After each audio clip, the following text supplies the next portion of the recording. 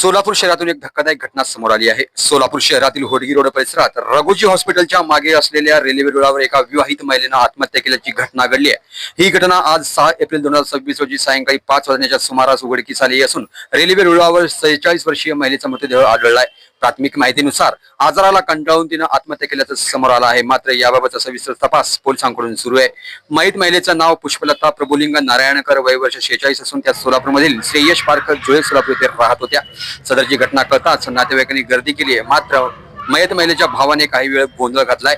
घटनेची माहिती मिळताच पोलीस घटनास्थळी दाखल झाले। मृतदेह शवविच्छेदनासाठी सोलापुरातील श्री छत्रपती शिवाजी महाराज सर्वोपचार रुग्णालयात पाठवण्यात आला आहे। याचा अधिक तपास पोलीस करीत आहेत।